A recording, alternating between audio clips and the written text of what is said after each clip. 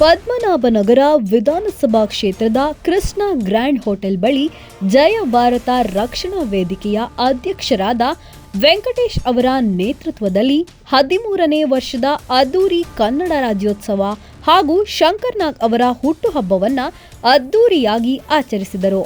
ಮಾಜಿ ಸಚಿವರಾದ ಆರ್ ಅಶೋಕ್ ಹಾಗೂ ಮಾಜಿ ಬಸವರಾಜ್ ಅವರ ಮಾರ್ಗದರ್ಶನದಲ್ಲಿ ಶಂಕರ್ನಾಗ್ ಹುಟ್ಟುಹಬ್ಬದ ಪ್ರಯುಕ್ತ ಬಡ ಶಾಲಾ ಮಕ್ಕಳಿಗೆ ನೋಟ್ಬುಕ್ ವಿತರಣೆ, ಆಟೋ ಚಾಲಕರಿಗೆ ಸಮವಸ್ತ್ರ ಹಾಗೂ ನಾಗರಿಕರಿಗೆ ಆರೋಗ್ಯ ತಪಾಸಣೆ ಶಿಬಿರವನ್ನು ಏರ್ಪಡಿಸಿದರು. ಈ ಸಂದರ್ಭದಲ್ಲಿ ಬಿಜೆಪಿ ಮಂಡಲ ಅಧ್ಯಕ್ಷರಾದ ಲಕ್ಷ್ಮೀಕಾಂತ್, ಹಲವಾರು ಗಣ್ಯರು, ನಾಗರಿಕರು, ಮುಖಂಡರು, ಕಾರ್ಯಕರ್ತರು, ಆಟೋ ಚಾಲಕರು ಹಾಗೂ ಎಲ್ಲರೂ ಭಾಗವಹಿಸಿ ಕಾರ್ಯಕ್ರಮವನ್ನು ಯಶಸ್ವಿಗೊಳಿಸಿದರು.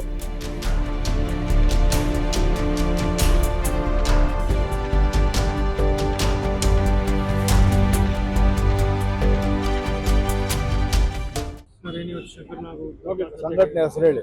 ಇವತ್ತು ಶಂಕರ್ನಾಗ್ ಹುಟ್ಟುಹಬ್ಬದ ಪ್ರಯುಕ್ತ ಜಯ ಭಾರತ ರಕ್ಷಣಾ ವೇದಿಕೆಯ ನಗರಾಧ್ಯಕ್ಷರಾದ ವೆಂಕಟೇಶ್ ಅವರು ಅದ್ದೂರಿಯಾಗಿ ಕನ್ನಡ ರಾಜ್ಯೋತ್ಸವನ್ನ ಹಮ್ಮಿಕೊಂಡಿದ್ದಾರೆ.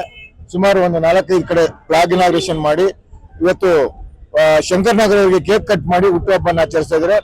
ಅವರು ಪ್ರತಿ ವರ್ಷ ಇದು 13ನೇ ವರ್ಷ, ಪ್ರತಿ ವರ್ಷ ಅದ್ದೂರಿಯಾಗಿ ಕನ್ನಡ ರಾಜ್ಯೋತ್ಸವ ಆಚರಣೆ ಮಾಡ್ತಾರೆ.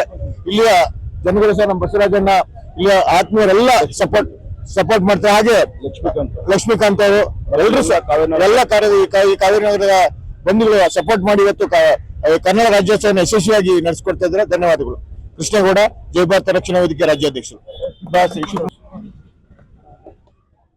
ಏನು ಜೈ ಭಾರತ ರಕ್ಷಣಾ ವೇದಿಕೆಯ ನಗರಾಧ್ಯಕ್ಷರು ಶ್ರೀ ವೆಂಕಟೇಶ್ ಅವರು ಮತ್ತೆ ಇಲ್ಲಿನ ನಗರ ಪಾಲಿಕೆ ಸದಸ್ಯರು ಮತ್ತೆ ಮಾಜಿ ಸದಸ್ಯರಾಗಿದ್ರು. ಇವತ್ತು ಬಸವರಾಜ್ ಅವರು ಬಹಳ ಇವರಿಗೆ ಸಪೋರ್ಟ್ ಮಾಡಿಕೊಂಡು ಲಕ್ಷ್ಮೀಕಾಂತ್ ಅವರು ಮತ್ತೆ ಕಾವೇರಿ ನಗರದ ಪ್ರತಿಯೊಬ್ಬ ಕನ್ನಡಿಗರು ಕೂಡ ಈ ಒಂದು ಕಾರ್ಯಕ್ರಮಕ್ಕೆ ವಿಶೇಷ ಸಪೋರ್ಟ್ ಮಾಡಿಕೊಂಡು ಇವತ್ತು ಜೈ ಭಾರತ ರಕ್ಷಣಾ ವೇದಿಕೆಯ ಸಂಸ್ಥಾಪಕ ರಾಜ್ಯಾಧ್ಯಕ್ಷ ಕೃಷ್ಣೇಗೌಡರು ಇಡೀ ರಾಜ್ಯದಲ್ಲಿ ಸಂಘಟನೆ ಕಟ್ಕೊಂಡ್ ಬರ್ತಾ ಇದ್ದಾರೆ. ಅದೇ ರೀತಿ ಇವತ್ತು ವಿಶೇಷವಾಗಿ ಇಲ್ಲಿ ಕನ್ನಡ ರಾಜ್ಯೋತ್ಸವ ಆಚರಣೆ ಆಗ್ತಾ ಇದೆ. ಈಗಾಗಲೇ ನಾವು ನೋಡಿರ್ಬೇಕು, ಮೆರವಣಿಗೆ ಬಹಳ ವಿಶೇಷವಾಗಿ ನಡೀತು. 5 ಕಡೆ ಕನ್ನಡ ಬಾವುಟನ ಆರಿಸಿದ್ದಾರೆ. ಮತ್ತೆ ಶಂಕರ್ನಾಗ್ ಅವರ ವಿಶೇಷ ಜನ್ಮದಿನಾಚರಣೆ ಇವತ್ತು.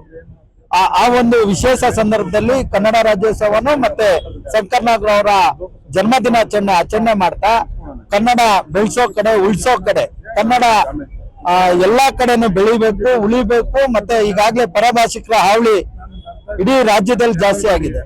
ಅದನ್ನ ನಾವೆಲ್ಲ ಒಗ್ಗಟ್ಟಾಗಿ ಕನ್ನಡಿಗರು ಯಾವಾಗ ಕನ್ನಡ ರಾಜ್ಯೋತ್ಸವ ಒಗ್ಗಟ್ಟಾಗಿ ಆಚರಣೆ ಮಾಡ್ತೀವಿ ಅವ್ರಿಗೆ ತಕ್ಕ ಉತ್ತರ ಕೊಡ್ಲಿಕ್ಕೆ ಸಾಧ್ಯ ಆಗ್ತದೆ. ಈಗಾಗಲೇ ಗ್ರೇಟರ್ ಬೆಂಗಳೂರು ಅಂತ ತಂದು ಈಗಾಗಲೇ ಇಡೀ ಈ ಬೆಂಗಳೂರಿನ ಕೇಂದ್ರಾಡಳಿತ ಬೇರೆ ಭಾಷೆಗಳನ್ನ ಈಗಾಗಲೇ ನೋಡಿರ್ಬೇಕು. ಬಿಹಾರಿಗಳ ಒಂದು ಕಾರ್ಯಕ್ರಮ ಮಾಡಿದ್ರು, ಅದಕ್ಕೆ ನಮ್ಮ ಡಿ.ಕೆ. ಶಿವಕುಮಾರ್ ಅವರೇ ಹೋಗಿದ್ರು. ಆ ಕಾರ್ಯಕ್ರಮದಲ್ಲಿ ಹೇಳ್ತಾರೆ, ಬಿಹಾರಿಗಳು ತಾವು ತಮ್ಗೆ ರಜಾನು ಕೊಡ್ತೇವೆ, ತಮ್ಮ ಸಂಘಟನೆಗಳು ಆಚರಣೆ ಮಾಡ್ಬೋದು ಅಂತ ಹೇಳಿದ್ದಾರೆ. ಅದೇ ರೀತಿ ಎಲ್ಲೋ ಒಂದ್ ಕಡೆ ಕನ್ನಡಿಗರು ನಾವು ಈ ರೀತಿ ಆಚರಣೆಗಳು ಆಗ್ಲಿಲ್ಲ ಅಂದ್ರೆ ಕನ್ನಡ ಉಳಿಸ್ಲಿಕ್ಕೆ ಆಗಲ್ಲ. ಅದರಿಂದ ಅಪ್ಪಟ ಕನ್ನಡಿಗರಾಗಿ ವೆಂಕಟೇಶ್ ಅವರು ಒಳ್ಳೆ ತೀರ್ಮಾನಗಳನ್ನ ತಗೊಂಡು ಕನ್ನಡ ರಾಜ್ಯೋತ್ಸವನ ಆಚರಣೆ ಮಾಡ್ತಾ ಬರ್ತಾ ಇದ್ದಾರೆ. ನಾನು ನಿಜವಾಗ್ಲೂ ಧನ್ಯವಾದಗಳನ್ನ ತಿಳಿಸ್ತೇನೆ. ಎಲ್ಲೋ ಒಂದ್ ಕಡೆ ಕನ್ನಡದ ಕೆಲಸಗಳಿಗೆ ಜನರು ಸಹಕಾರ ಕೊಡ್ತಾ ಇಲ್ಲ ಅನ್ನೋ ನೋವು ನಮ್ಮಲ್ಲಿ ಇದ್ರು ಕೂಡ ವೆಂಕಟೇಶ್ ಅನ್ನೋರು ವಿಶೇಷವಾಗಿ ಇಲ್ಲಿ ಏನು ಆಚರಣೆ ಮಾಡ್ತಾ ಇದೆ, ತುಂಬಾ ಸಂತೋಷ ಆಗ್ತಾ ಇದೆ. ಎಲ್ಲೋ ಒಂದ್ ಕಡೆ ಕನ್ನಡ ಕಾರ್ಯಕ್ರಮನು ಬಹಳ ವಿಜೃಂಭಣೆಯಿಂದ ನಡೀತಾ ಇದೆ ಅನ್ನೋದು ಎಲ್ಲ ಒಂದ್ ಕಡೆ ನಮ್ಗೆ ಖುಷಿ ತರುವಂತ ವಿಚಾರ. ವೆಂಕಟೇಶ್ ಅವ್ರಿಗೆ ಧನ್ಯವಾದಗಳನ್ನ ಹೇಳ್ತೇನೆ. ಯಾಕಂದ್ರೆ ಕನ್ನಡ ಕೆಲಸ ಮಾಡೋದು ಅಷ್ಟು ಸುಲಭ ಇಲ್ಲ. ಇವತ್ತು ಎಲ್ರು ಕೂಡ ಸಹಕಾರ ಕೊಡದೇ ಇರೋಂತ ಸಂದರ್ಭದಲ್ಲಿ ಕನ್ನಡ ಕೆಲಸ ಮಾಡ್ಬೇಕಾಗ್ತದೆ ನಾವು. ಅಂದ್ರೆ ಇದು ಮನೆಗಿಂತ ಜಾಸ್ತಿ ಒಂದು ಅದ್ದೂರಿ ಕಾರ್ಯಕ್ರಮ ಮಾಡ್ತಾ ಇರೋಂಥದ್ದು. ಮನೇಲೂ ಕೂಡ ಇಷ್ಟು ಅವರು ಮುತುವರ್ಜಿ ವಹಿಸ್ತಾರೋ ಇಲ್ವೋ ಗೊತ್ತಿಲ್ಲ. ಕನ್ನಡದ ಕೆಲಸ ಅಂತ ಬಂದಾಗ ಮನೆಗಿಂತ ನಮ್ಮ ಹಬ್ಬಗಳಿಗಿಂತ ಕನ್ನಡ ಹಬ್ಬ ದೊಡ್ಡದು ಅಂತ ಹೇಳಿ ಎಲ್ರು ತಗೊಂಡಿರೋದ್ರಿಂದ ಇವತ್ತು ಕನ್ನಡ ಹಬ್ಬ ಆಚರಣೆ ಆಗ್ತಾ ಇದೆ. ತುಂಬಾ ಸಂತೋಷ ಆಗ್ತಾ ಇದೆ. ಮುಂದೆನೂ ಕೂಡ ಎಲ್ಲ ಗಲ್ಲಿಯಲ್ಲೂ ಕನ್ನಡ ಆಚರಣೆ ಆಗ್ಬೇಕು. ಎಲ್ರು ಒಗ್ಗಟ್ಟಾಗಿ ಮಾಡ್ಬೇಕು, ಪರಭಾಷಿಕರಿಗೆ ಬುದ್ಧಿ ಕಲಿಸ್ಬೇಕು. ಎಲ್ಲೋ ಒಂದ್ ಕಡೆ ನಮ್ಮ ಕನ್ನಡ ಉಳಿತಾ ಇಲ್ವೇನೋ ಅನ್ನೋ ನೋವು ಏನು ವ್ಯಕ್ತ ಆಗ್ತಾ ಇದೆ. ಅದು ಹೋಗ್ಲಾಡ್ಸ್ಲಿಕ್ಕೆ ಇಂಥ ಕಾರ್ಯಕ್ರಮಗಳು ನೂರಾರು ನಡೀಲಿ ಅಂತ ಹೇಳಿ ನಾನು ಕೇಳ್ಕೊಂತೀನಿ. ಜೈ ಹಿಂದ್, ಜೈ ಕರ್ನಾಟಕ. ಜೈ ಭಾರತ್ ಕನ್ನಡ ರಕ್ಷಣಾ ವೇದಿಕೆಯ ರಾಜ್ಯ ಅಧ್ಯಕ್ಷರಾದಂಥ ಕೃಷ್ಣೇಗೌಡ ಅವರ ನೇತೃತ್ವದಲ್ಲಿ ನಗರದ ಅಧ್ಯಕ್ಷರಾದಂಥ ಸ್ನೇಹಿತರಾದಂಥ ವಿ ವೆಂಕಟೇಶ್ ಅವರ ಸಾರಥ್ಯದಲ್ಲಿ ಇವತ್ತು Kaveri Nagar, Kanakapura main road, Kempegowda statue, Vishnuvardhan statue, Seva Kshetra hospital ಮುಂಭಾಗ, ಕಾವೇರಿ ನಗರ ನ್ಯೂ ಕಾಲೋನಿ ಶಂಕರ್ನಾಗ್ ಅವರ ಜನ್ಮದಿನ ಇವತ್ತು. ಅವರ ಒಂದು ಪ್ರಯುಕ್ತ ಇವತ್ತು 5 ಕಡೆ ಧ್ವಜಾರೋಹಣ ಮಾಡೋ ಮುಖೇಣ 70ನೇ ಕನ್ನಡ ರಾಜ್ಯೋತ್ಸವದ ಆಚರಣೆ ಮಾಡೋ ಮುಖೇಣ ಇವತ್ತು ನಾವೆಲ್ಲ ಇಲ್ಲಿ ಸೇರಿದ್ದೀವಿ.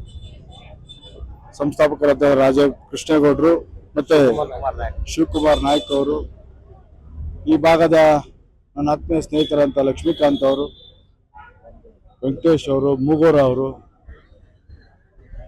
ನಾಗ ಅವರು, ಮಂಜಾ ಅವರು, ಗುರು, ವಿಶ್ವನಾಥ್ ಅವರು, ಅವೆಲ್ಲ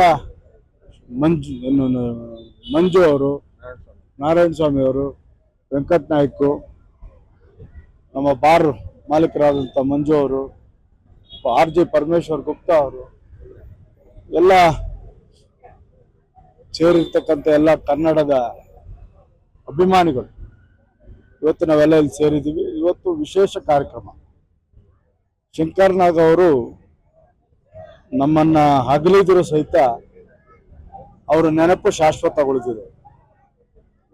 ಯಾಕೆ ಅಂತ ಹೇಳಿದ್ರೆ, ಬೆಂಗಳೂರಿಗೆ ಮೆಟ್ರೋ ತರಬೇಕು ಅಂತ ಹೇಳಿ ಅಂದಿನ ಮುಖ್ಯಮಂತ್ರಿಗಳಾಗಿದ್ದಂತ ರಾಮಕೃಷ್ಣ ಹೆಗಡೆ ಅವರಿಗೆ ಶಂಕರ್ನಾಗ್, ಅನಂತನಾಗ್ ಇಬ್ರು ಒಟ್ಟಿಗೆ ಹೋಗಿ ಮನವಿ ಮಾಡಿದಂತ ನಿರ್ದೇಶನ ಇವತ್ತು ಅದನ್ನ ನೆನಸು ಮಾಡಿದಂತ ಕನಸುಗಾರರು ಯಾರಾದ್ರೂ ಇದ್ದಿದ್ರು ಅಂದ್ರೆ ಅಟಲ್ ಬಿಹಾರಿ ವಾಜಪೇಯಿ ಅವರ ಕೇಂದ್ರ ಪ್ರಧಾನಮಂತ್ರಿಗಳ ನೇತೃತ್ವದಲ್ಲಿ ಅಂದಿನ ನಗರಾಭಿವೃದ್ಧಿ ಸಚಿವರು ನಮ್ಮ ಮಧ್ಯದಲ್ಲಿಲ್ಲ, ದಿವಂಗತ ಅನಂತ್ ಕುಮಾರ್ ಅವರು ಇದಕ್ಕೆ ಒತ್ತು ಕೊಟ್ಟಂತ ಮೆಟ್ರೋ ತರೋದಕ್ಕೆ ಸಹಕಾರ ಕೊಟ್ಟಂತ ಮಹನೀಯರು.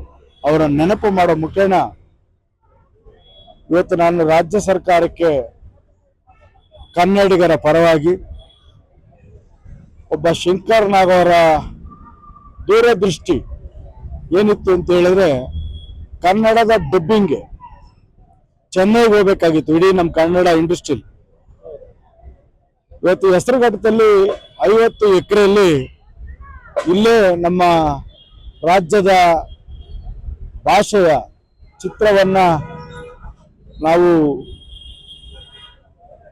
ಡಬ್ಬೀಕರಣ ಮಾಡೋದಕ್ಕೆ ಅವಕಾಶ ಮಾಡಿಕೊಡ್ಬೇಕು ಅಂತೇಳಿ ಅಂದಿನ ಮುಖ್ಯಮಂತ್ರಿಗಳಾದಂಥ ರಾಮಕೃಷ್ಣ ಹೆಗಡೆ ಅವರಿಗೆ ಮನವಿ ಮಾಡಿದ್ದು. ಅವತ್ತು ಬುನಾದಿ ಹಾಕಿದ್ರು. ಇವತ್ತು ನಮ್ಮ ಮಧ್ಯೆ ರಾಮಕೃಷ್ಣ ಹೆಗಡೆ ಅವರು ಇಲ್ಲ, ಅನಂತ್ ಕುಮಾರ್ ಅವರು ಇಲ್ಲ, ಶಂಕರ್ನಾಗೂ ಇಲ್ಲ. ಆದರೆ ಅವತ್ತಿನ ದೂರದೃಷ್ಟಿ ಶಂಕರ್ನಾಗ್ ಇತ್ತಲ್ಲ, ಅದು ಇವತ್ತು ನಮ್ಮ ಮಧ್ಯದಲ್ಲಿದೆ. ನಮ್ಮ ಪೀಳಿಗೆಗೆ, ಮುಂದಿನ ಪೀಳಿಗೆಗೆ ಇದು ಅವಶ್ಯಕತೆ ಇದೆ. ಅವರ ಒಬ್ಬ ಮಹಾನ್ ನಾಯಕ ಶಂಕರ್ನಾಗ್ ಅವರ ಜನ್ಮದಿನ ಇವತ್ತು. ಅವ್ರದ್ದು ಪ್ರಯುಕ್ತ ಆಟೋ ಚಾಲಕರಿಗೆ ಒಳ್ಳೊಳ್ಳೆ ಕೆಲಸವನ್ನ ಮಾಡಿದ್ದಾರೆ. ಇವತ್ತು ವೆಂಕಟೇಶ್ ಅವರ ತಂಡ ಆಟೋ ಚಾಲಕರಿಗೆ ಯೂನಿಫಾರ್ಮ್ ಕೊಡೋದು, ಅನೇಕ ಬಡವ ಬಲ್ಲಿಗರನ್ನದೇ ತಪಾಸಣೆ ಮಾಡಿಸ್ಕೊಟ್ಟಂತ ಐ ಕ್ಯಾಂಪ್ ಗ್ಲಾಸ್ ಕೊಡುವಂಥದ್ದು, ಮಕ್ಕಳಿಗೆ ನೋಟ್ಬುಕ್ಸ್ ಕೊಡುವಂಥದ್ದು, ಈ ತರ ಎಲ್ಲ ಕಾರ್ಯಕ್ರಮ. ಮತ್ತೆ ಇದರಲ್ಲಿ ವಿಶೇಷವಾಗಿ ಅನ್ನದಾನ, ಶಂಕರ್ನಾಗ್ ಮತ್ತೆ ವಿಷ್ಣುವರ್ಧನ್ ಅವರ ನೆನಪಿನಲ್ಲಿ ಅನ್ನದಾನವನ್ನ ಏರ್ಪಡಿಸಿದ್ದಾರೆ. ಇಷ್ಟೆಲ್ಲ ಮಾಡಬೇಕಾದ್ರೆ ನಾವು ಒಬ್ಬ ಕನ್ನಡಿಗರಾಗಿ, ಈಗಾಗಲೇ ಕೃಷ್ಣೇಗೌಡರು ಹೇಳ್ತಾ ಇದ್ರು, ಈ ರಾಜ್ಯದ ಉಪಮುಖ್ಯಮಂತ್ರಿಗಳು ಮುಂದಿನ ಕಾಂಗ್ರೆಸ್ ಸರ್ವನಾಶ ಆಗುವಂತ ಅಧ್ಯಕ್ಷರು, ಕೆಪಿಸಿಸಿ ಅಧ್ಯಕ್ಷರು, ಬಿಹಾರಿಗಳು ನೀವು ಸಂಘ ಮಾಡ್ಬೇಕಿಲ್ಲಿ ಅಂತ ಹೇಳಿದ್ದಾರೆ. ಅದು ಇವ್ರಿಗೆಲ್ಲ ಕೊನೆ ಮಳೆ ಅಂತ ಕಾಣುತ್ತೆ. ರಾಜ್ಯದಲ್ಲಿ ಕಾಂಗ್ರೆಸ್ಗೆ ಕೊನೆ ಮಳೆ.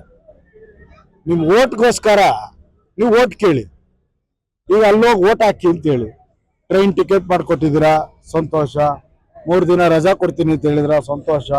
ಆದ್ರೆ ಸಂಘ ಮಾಡಿ ಅಂತ ಹೇಳ್ತಿರಲ್ಲ, ನೀವೊಬ್ಬ ಕನ್ನಡಿಗರ ಏನು ಅಂತ ನೀವೇ 1 ನಿಮಿಷ ಯೋಚನೆ ಮಾಡಿದ್ರೆ ಒಳ್ಳೆಯದು ಅಂತ ನಾನು ಈ ಸಂದರ್ಭದಲ್ಲಿ ಅವರಿಗೆ ಮನವರಿಕೆ ಮಾಡಿಕೊಡ್ತಾ, ಈ ಭಾಷೆ ಕನ್ನಡಿಗರಿಗೆ ಮಾತ್ರ ಸೀಮಿತ ಹೊರತು ಯಾವುದೇ ಹೊರ ರಾಜ್ಯದವ್ರು ಬಂದ್ರೆ ಇಲ್ಲಿ ನಮ್ಮ ನಾಡಿನಲ್ಲಿ, ನಮ್ಮ ಜಲದಲ್ಲಿ, ನಮ್ಮ ನೆಲದಲ್ಲಿ, ನಮ್ಮ ನಗರದಲ್ಲಿ ಕೆಂಪೇಗೌಡರು ಕಟ್ಟಿರ್ತಕ್ಕಂಥ ನಗರದಲ್ಲಿ ಜೀವನ ಮಾಡಕ್ ಬರ್ಬೇಕೇ ಹೊರತು ಜೀವನ ಮಾಡ್ಕೊಂಡು ವಾಪಸ್ಸು ನಿಮ್ಮ ಊರುಗಳಿಗೆ ತೆರಳಬೇಕೇ ಹೊರತು ಇಲ್ಲಿ ರಾಜಭಾರ ಮಾಡೋದಕ್ಕೆ, ಇಲ್ಲಿ ಸಂಘಟನೆ ಮಾಡೋದಕ್ಕೆ ಅವಕಾಶ ಇಲ್ಲ.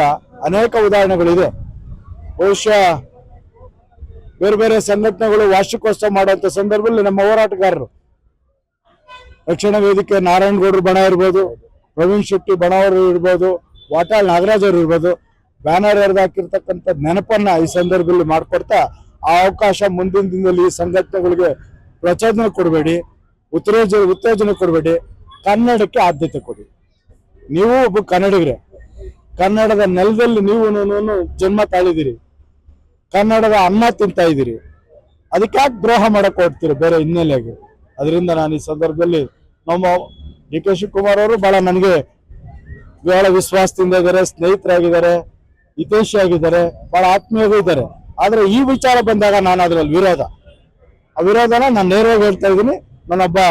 ನಿಮ್ಮ ಒಬ್ಬ ಸಹೋದರನಾಗಿ ಹೇಳ್ತಾ ಇದ್ದೀನಿ. ಕನ್ನಡಕ್ಕೆ ದ್ರೋಹ ಮಾಡೋದು ಬಿಟ್ಟು ಕನ್ನಡಕ್ಕೆ, ರಾಜ್ಯಕ್ಕೆ ಸಹಕಾರ ಕೊಡಿ ಅಂತೇಳಿ ನೀವು ಏನಾದ್ರೂ ಆಗಿ ಮುಂದೆ ಮುಖ್ಯಮಂತ್ರಿ ಆಗಿ ನಮ್ದೇನು ಅಭ್ಯಂತರ ಇಲ್ಲ. ನಾನು ಹಿಂದೆನೇ ಹೇಳಿದ್ದೀನಿ ತಮ್ಗೆ, ನಾನೇನು ಅಭ್ಯಂತರ ಇಲ್ಲ.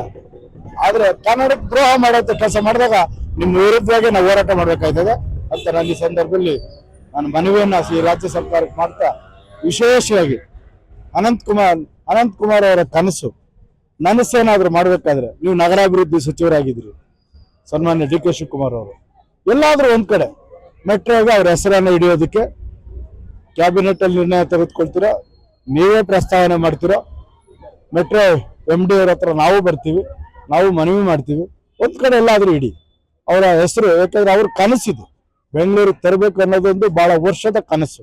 ಆ ಕನಸಿಗೆ ಪೂರಕವಾಗಿ ಯಾರಪ್ಪ ಇದ್ರು ಅಂದ್ರೆ ಇವತ್ತು ವಿಶೇಷವಾಗಿ ಕೆಂಪೇಗೌಡರು ಬೆಂಗಳೂರು ಕಟ್ಟಿದ್ದಾರೆ, ಕೆಂಪೇಗೌಡರು ಅಂತಾರೆ. KRS ಕಟ್ಟಿದ್ಯಾರು, ವಿಶ್ವೇಶ್ವರಯ್ಯನವರು ಅಂತಾರೆ. ಈ ತರ ಸಾಲಿನಲ್ಲಿ ಬೆಂಗಳೂರಿಗೆ ಸೇರುವಂತ ವ್ಯವಸ್ಥೆ ಆಗ್ಬೇಕು. ಆ ಹೆಸರು ಅಜಮರ ಉಳಿಬೇಕು. ಕನ್ನಡಕ್ಕೆ ಒಬ್ಬ ಹೋರಾಟಗಾರ, ಕನ್ನಡ ಚಿತ್ರನಟ, ಅವ್ರಿಗೆ ಒಂದು ಗೌರವ ಸಲ್ಲಿಸ್ಬೇಕು. ಆ ಸಲ್ಲಿಸ್ಬೇಕಾದ್ರೆ ಎಲ್ಲಾದ್ರೂ ಒಂದು ಮೆಟ್ರೋ ಕಡೆ ಒಂದು ಹೆಸರನ್ನ ಇಡಿ ಅಂತೇಳಿ ನಾನು ಈ ಸಂದರ್ಭದಲ್ಲಿ ನಿಮ್ಮ ಮುಖೇನ ನಾನೊಬ್ಬ ಕನ್ನಡಿಗನಾಗಿ, ಒಬ್ಬ ಶಂಕರ್ನಾಗ್ ಅಭಿಮಾನಿಯಾಗಿ ವಿನಂತಿಯನ್ನು ಮಾಡ್ತೀನಿ. 13ನೇ ವರ್ಷದ ಕನ್ನಡ ರಾಜ್ಯೋತ್ಸವವನ್ನು ನಮ್ಮ ಬನಶಂಕರಿ ಅಸೋಸಿಯೇಷನ್ ನಮ್ಮ ತಂಡದಿಂದ ನಮ್ಮ ಮುಗುರಣ್ಣ ಆಗಲಿ, ನಾಗು ಆಗಲಿ, ಚೆಲುವರಾಜ್ ಆಗಲಿ, ಮಂಜುನಾಥ್ ಆಗಲಿ, ನಾವೆಲ್ಲರೂ ಸೇರಿಕೊಂಡು ಈ ಕಾರ್ಯಕ್ರಮಕ್ಕೆ ಅದ್ದೂರಿಯಾಗಿ ಮಾಡಬೇಕು ಅಂತ ಹೇಳೋದಕ್ಕೆ ನಾವೆಲ್ಲ ಸಹಕಾರ ಕೊಟ್ಟು, ಅದೇ ರೀತಿ ನಮ್ಮ ಕಾವೇರಿ ನಗರದ ಎಲ್ಲರೂ ಬಂಧು ಮಿತ್ರರೆಲ್ಲ ಬಂದು, ದೊಡ್ಡವರು ಚಿಕ್ಕವರು ಬಂದು ಈ ಕಾರ್ಯಕ್ರಮಕ್ಕೆ ಯಶಸ್ವಿ ಮಾಡ್ತೀವಿ ಅಂತ ಬಂದು ಹೇಳಿದಾಗ ನಮ್ಮ ಸಾಹೇಬರ್ಗದ ದೊಡ್ಡವರಾದ ಅಶೋಕ್ ಅವರು, ನಮ್ಮ ಬಸವರಾಜಣ್ಣ ಆಗಲಿ, ಲಕ್ಷ್ಮೀಕಾಂತ್ ಆಗಲಿ, ನಮ್ಮ ರಾಜ್ಯದ ಜಯಭಾರ ರಕ್ಷಣಾ ವೇದಿಕೆ ನಮ್ಮ ಕೃಷ್ಣೇಗೌಡರಾಗಲಿ ಮತ್ತು ಒಕ್ಕೂಟದವರು ಎಲ್ಲ ಸೇರಿ ಈ ಕಾರ್ಯಕ್ರಮಕ್ಕೆ ನಾವು ಬರ್ತೀವಿ. ಕನ್ನಡ ರಾಜ್ಯೋತ್ಸವ ತಾನೆ, ಕನ್ನಡ ರಾಜ್ಯದಲ್ಲಿ ಯಾವತ್ತೂ ನಾವು ಮುಂದುವರೋಣ, ಈ ಕಾರ್ಯಕ್ರಮ ಯಶಸ್ವಿ ಮಾಡೋಣ ಅಂತ ಇವರೆಲ್ಲ ಬಂದು ಈ ಕಾರ್ಯಕ್ರಮ ಯಶಸ್ವಿ ಮಾಡ್ಕೊಂಡಿದ್ದಾರೆ. ಇವರಿಗೆಲ್ಲ ನಾನು ಧನ್ಯವಾದಗಳು. ಇವತ್ತು ಕಾರ್ಯಕ್ರಮ ಗಣೇಶನ್ ಫಂಕ್ಷನಲ್ಲಿ ಐ ಕ್ಯಾಂಪ್ ಮಾಡಿದ್ದು, ಅಂಥವ್ರಿಗೆ 50 ಜನಕ್ಕೆ ಕನ್ನಡಕವನ್ನು ಕೊಡ್ತಾ ಇದ್ದೀವಿ. ಅದೇ ರೀತಿ ಮಕ್ಕಳಿಗೆ ನೋಟ್ಬುಕ್ ಕೊಡ್ತಾ ಇದ್ದೀವಿ. ಅದೇ ಆಟೋ ಚಾಲಕರಿಗೆ ಅವರಿಗೆ ವಸ್ತ್ರ ವಿತರಣೆ ಹಾಗೂ BWSSB, ಯಾಕಂದ್ರೆ ನಮ್ಮ ಮನೆ ಹತ್ರ ಬಂದು ಸ್ಯಾನಿಟರಿ ಕ್ಲೀನ್ ಮತ್ತು ಇನ್ನೊಂದು ಮಾಡ್ತಾರೆ, ಅವ್ರಿಗೂ ಮತ್ತೆ ವಸ್ತ್ರ ಕೊಡ್ತಾ ಇದೀವಿ. ಪೋಸ್ಟ್ ಆಫೀಸ್ ನಮ್ಗೆ ಪೋಸ್ಟ್ ಕೊಡ್ತಾರೆ ಮನೆ ಹತ್ರ ಬಂದು, ಅವರು ಕೂಡ ವಸ್ತ್ರ ಕೊಡೋಣ ಅಂತ ನಾವೆಲ್ಲ ತೀರ್ಮಾನ ಮಾಡೋದಕ್ಕೆ ಇದೆಲ್ಲ ಸಹಕಾರ ಕೊಟ್ಟಿದ್ರ ನಿಮ್ಗೂ ಮತ್ತೆ ಮಾಧ್ಯಮದವರಿಗೆ ಎಲ್ಲರಿಗೂ ಸೇರಿ ನಾನು ಧನ್ಯವಾದ ತಿಳಿಸ್ತೇನೆ.